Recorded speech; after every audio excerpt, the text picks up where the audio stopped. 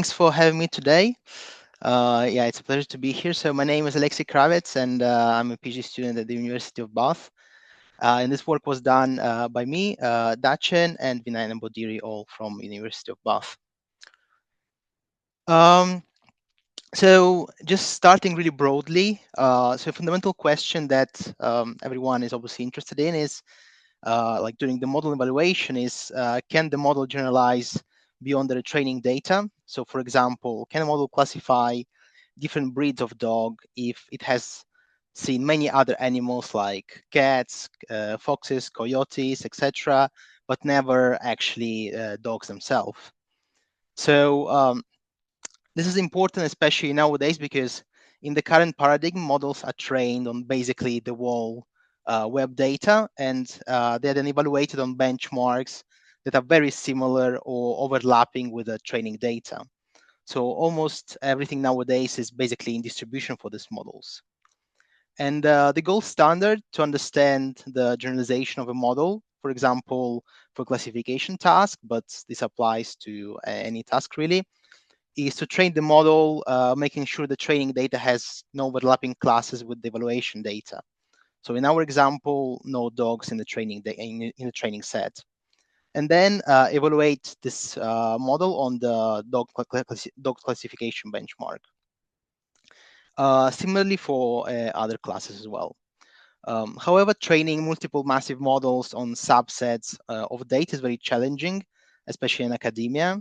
So we propose a new method to measure this generalization, and we tested in the setting of few-shot learning with the CLIP model.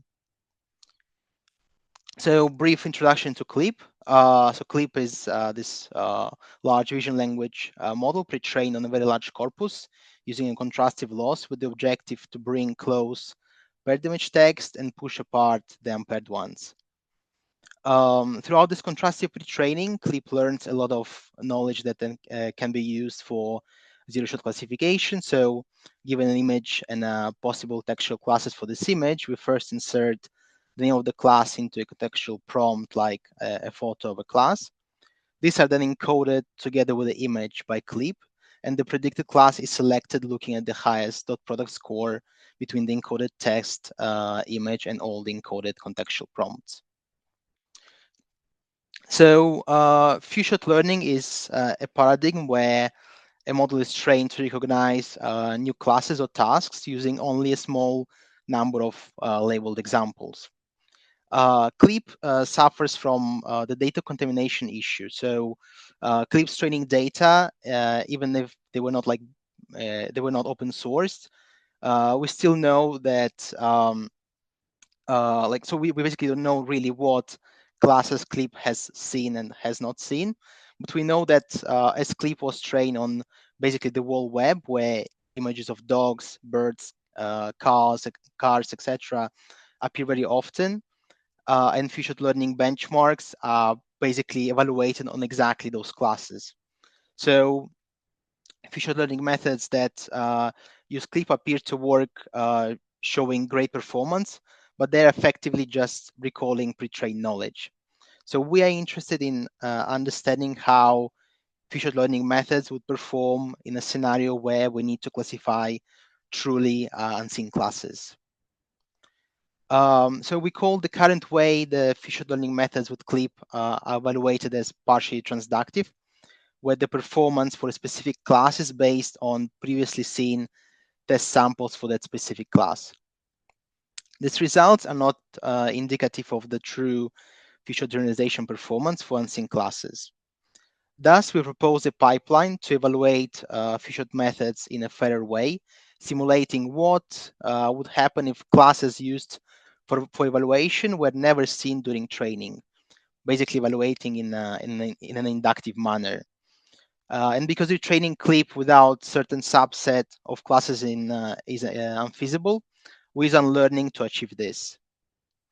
So in the figure on the left, on the x-axis, we observe the accuracy of few-shot learning methods in an inductive setting. Notice it ranges from around 3% to a maximum of 23% of accuracy.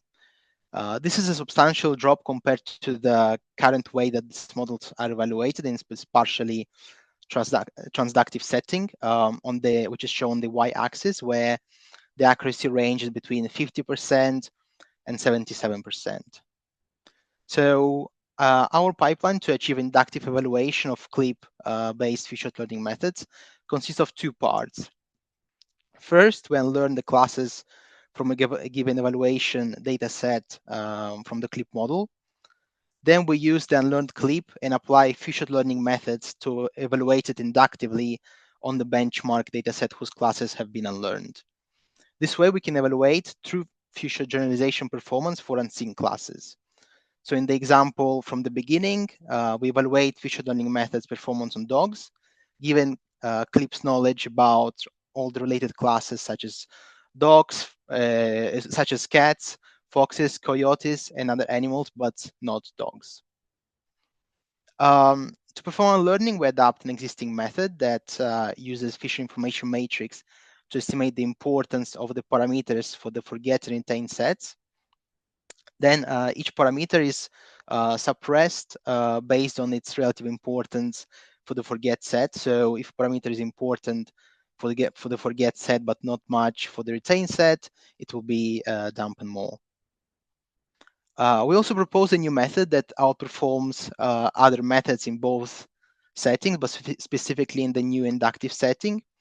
So we improve upon an existing method called SEP. So in that method, the authors adapt the learnable parameters inside the clip model, which restricts the method capacity to learn new knowledge not seen during pre-training, because new parameters basically pass through clip internal layers and they are forced to conform to clip existing representations rather than new representations. To overcome this, we improve the generalization and improve generalization. We add learnable parameters in residual fashion to the final textual embedding outside of clip. And this allows to benefit from both clip internal representation and learn new knowledge, which is independent from the internal representation of clip. In the upper figure, we can see the performance difference across feature learning methods between inductive and partially transductive settings. So you should see, you will see this big gap for all the different number of few shots, 1, 2, 4, 8, and 16. And our separate method outperforms other methods in both the settings, specifically in this new inductive setting, by a large margin. However, even for separates, the performance difference between the inductive and partially transductive settings remains high, especially in the lower shot regimes. So there is still a lot of space to see how we can improve this further. And we wanted to validate whether unlearning is valid. So we do it by training mini clip from scratch on ImageNet. First, we identify 3 subsets of ImageNet: birds, vehicles, and dogs. And then we create 2 sets of clip models, one where a certain subset is excluded from the training data, and the other where the subset is included in the training and then unlearned. Finally, we compare the performance of few-shot methods and visualize the UMAP of the visual features across these two settings. So figure on the left shows aggregated results across different few-shot methods. We can see that they are similar in both the settings. And on the right, we see the visual features projected into the 2D space via the UMAP across different settings for the bird subset. So we have the subfigures where birds are excluded, unlearned, and included in the training. We see that unlearning and excluding a subset settings are similar, with birds classes being more sparse and overlapping with other classes compared to the full setting, where samples from the bird subset belonging to the same class are more clustered together and do not overlap with other classes. Given these results, we can state that unlearning provides a sufficiently close approximation for benchmarking purposes. We analyze all the components of our pipeline. So we test across 14 different feature learning methods 7 different forget data sets and 5 different fish-shot settings with 3 seeds for each setting.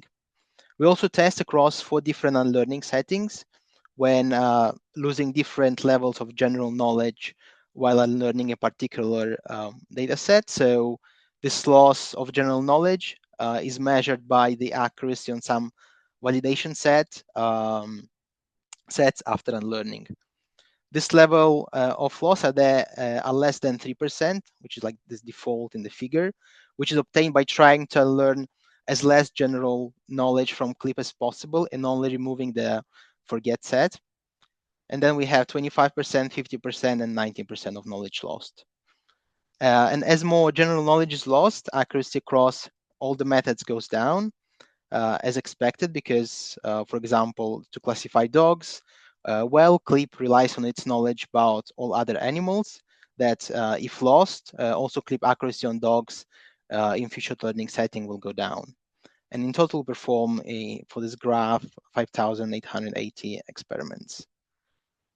So yeah, that's it. Thank you.